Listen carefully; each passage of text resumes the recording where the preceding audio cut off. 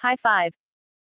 Another weekend of fisticuffs has come and gone, with UFC 265 blowing the roof off the Toyota Center last Saturday night, August 7, 2021, in Houston, Texas. Plenty of fighters were left licking their wounds, including Pedro Munoz, who was outclassed by Jose Aldo in a thrilling bantamweight affair, recap here, and Michael Chiesa, who was choked out by Vicente Luque in the very first round, ending his 4-fight win streak. But which fighter is suffering from the worst post-fight hangover, now a few days removed from the show? Derrick Lewis. After Black Beast came up short in his first bid to win the UFC heavyweight title against Daniel Cormier at UFC 233 years ago, he worked his way back up the ladder by going 4-1 to earn another shot at winning gold, albeit with an interim tag attached. Once fight night came, though, the Black Beast, fight fans have grown to love inside the cage, was nowhere to be seen. While he did try to pop off some offense, Cyril Gane was simply too technical, too good to expose himself to one of Lewis' bombs. In the end, the heavy-hitting Frenchman found his groove and had his way with his foe, especially with well-placed low kicks, slowing down the big man long enough to time his shots and eventually score a third-round technical knockout TKO win. It's a tough pill to swallow for Lewis, a fan favorite who admittedly has never been too preoccupied with becoming UFC champion.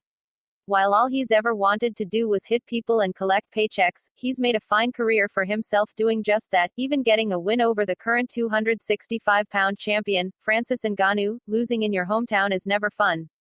Lewis can go on and continue his career as one of the hardest-hitting big men around who can still knock out the best of them at any given moment. And because of that, he will always lurk around the top 5. But it seems having one-punch knockout power simply isn't enough to break through and take out the technical big man that has more than one weapon in his toolkit. He can still rack up wins in a hurry, but trying to convince UFC to give him another title fight after 2 failed attempts won't be an easy task. There are still several big men he has yet to face inside the octagon.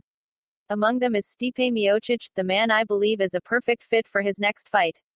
Miocic is of course coming off a knockout loss to Ngannou, but he is still the number 1 ranked big man in the land, while Lewis is right behind him at number 2.